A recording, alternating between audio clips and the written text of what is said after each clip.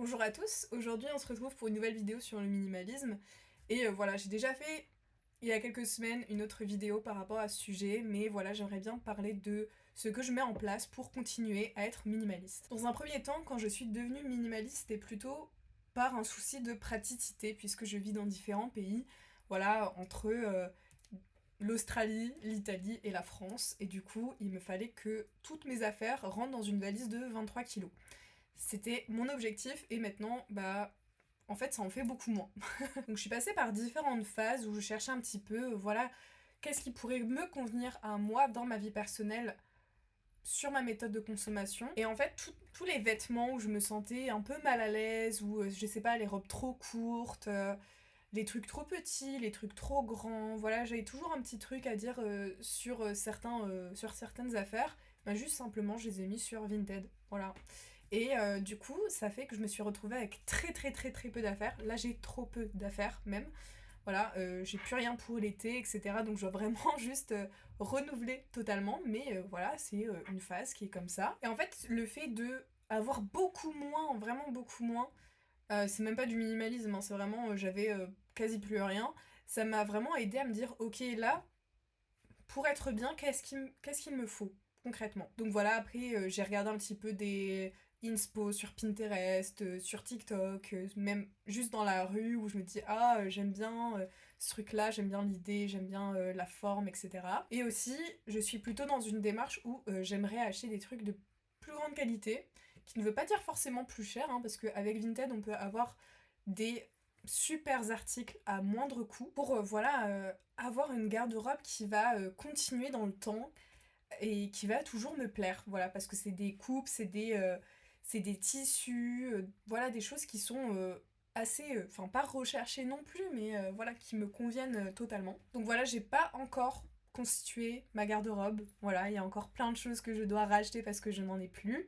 Mais voilà, ça passe par toutes ces choses-là et même les sous-vêtements parce que j'avais tendance à prendre des trucs un peu voilà de fast fashion comme ça en mode bon voilà.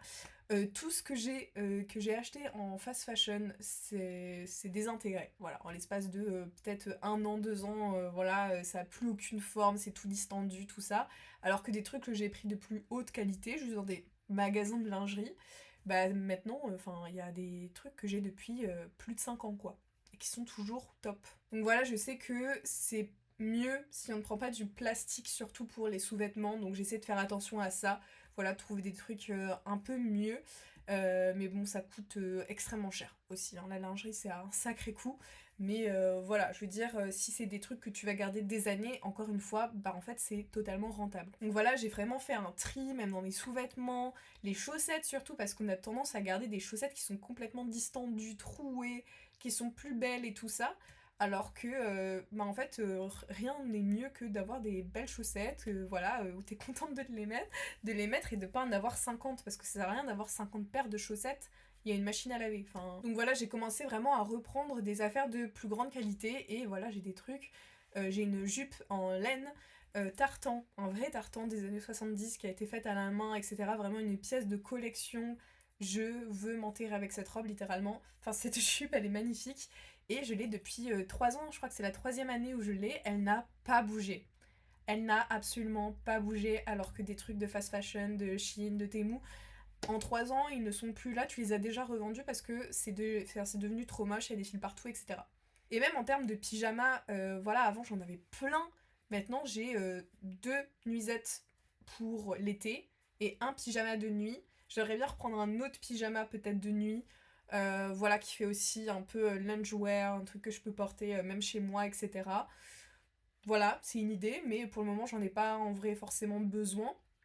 Et un peignoir en soie aussi, pareil, mes nuisettes en soie. Et je les ai vraiment pas payées cher sur Vinted, c'était genre 10 balles par article. Quand on cherche bien, franchement, on trouve vraiment des pépites. J'ai même trouvé un magnifique peignoir en soie 100%. Ah, pareil, genre 8 ou 10 euros. C'est rien du tout. Donc vraiment, il y a une énorme importance sur le fait de la durabilité de ton produit. Parce que ça sert à rien de racheter les mêmes choses tous les 6 mois parce que ça s'est craqué, parce que voilà, tu aimes plus ou quoi. Donc c'est vraiment faire ce tri-là de te dire ce truc va me durer des années. Par exemple, j'ai aussi pris une écharpe en cachemire qui vient d'Inde que ma mère avait, que j'ai allègrement volée sans aucun scrupule. Et voilà, cette écharpe, on l'a depuis 10 ans, quoi. Elle a rien du tout. Elle reste magnifique, elle est bien chaude.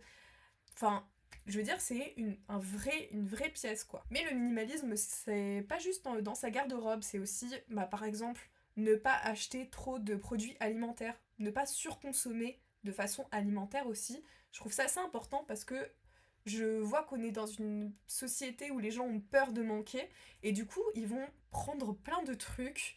Genre, je vois ma famille qui prend par exemple plein de conserves, de trucs que même des fois elles sont là depuis 5 ans et personne ne les mange parce que tu rachètes derrière et du coup t'as toujours un nouveau truc. Donc vraiment je mets en place quand je vis voilà avec mon copain ou de moi-même, juste d'acheter ce que j'ai besoin à la semaine et voilà petit à petit tu remplaces, ça se finit, t'en prends un autre. C'est normal d'avoir un peu plus de provisions si jamais t'arrives pas à faire les courses ou quoi que ce soit, mais ça sert à rien d'avoir 20 conserves. Ça sert à rien du tout, juste à prendre de la place dans tes placards et à un moment donné ça va pourrir, juste. Donc voilà, faire vraiment attention à ça et aussi je dirais de ne pas trop manger, de pas aussi surconsommer des trucs, d'essayer de tester plein de choses, tout ça, que t'en as pas besoin. C'est mon point de vue là-dessus, mais c'est vrai que j'essaie de ne pas aussi trop manger dans le sens où je vais gaspiller un peu des choses alors que j'ai plus faim, je continue de manger, etc. Je trouve que ça fait un peu partie de ça aussi, mais c'est très personnel encore une fois. Aussi, je dirais de utiliser des choses que vous pouvez utiliser de manière différente. Ça peut être n'importe quoi, des vêtements réversibles. Par exemple, là, j'ai acheté de la cire où les bandes sont réutilisables. Après, le capitalisme fait que quand tu rachètes du coup une cire qui est lavable avec des bandes lavables, bah tu rachètes la cire et tu rachètes les trucs lavables à l'intérieur. Je trouve ça juste bête. Voilà, parce qu'à un moment donné, voilà, je sais pas combien de temps ça prend pour les changer, mais tu peux les utiliser au moins une dizaine, vingtaine de fois, quoi. Et aussi, j'ai des produits make-up que je mets de différentes manières. Donc, un blush que je vais aussi utiliser en rouge à lèvres. J'ai ma palette que je peux utiliser pour faire mes fausses taches de rousseur, mes sourcils, voilà. Euh, Comme ça, j'ai moins de produits et je l'utilise pour plein de trucs. Et pareil, ne pas essayer d'avoir trop de produits d'avance aussi, ça c'est un peu le piège de...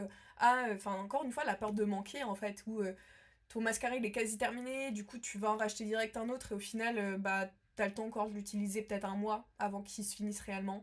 Donc voilà, et que, du coup t'en prends à chaque fois plus.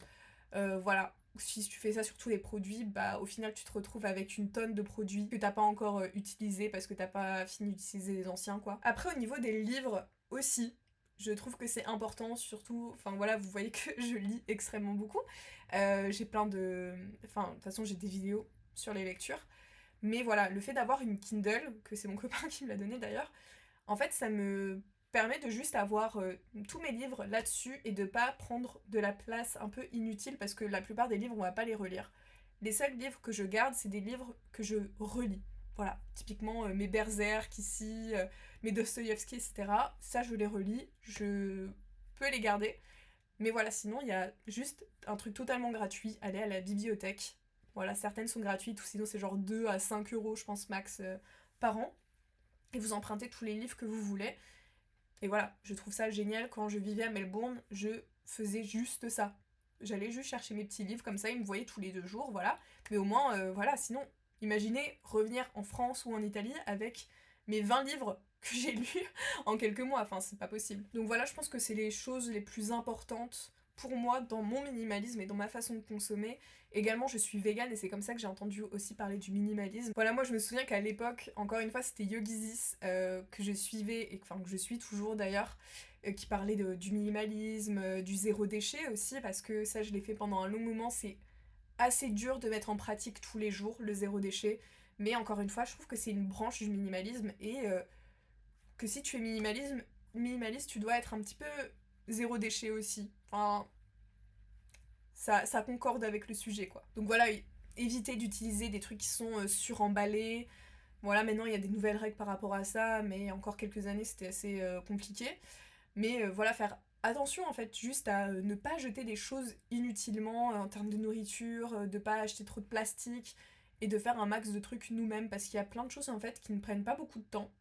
Je pense au yaourt, typiquement. Ça prend vraiment pas beaucoup de temps. Il faut une yaourtière. Ça peut coûter assez cher. Mais voilà, après tu n'as plus jamais besoin de racheter du yaourt, c'est bien meilleur pour la santé, etc.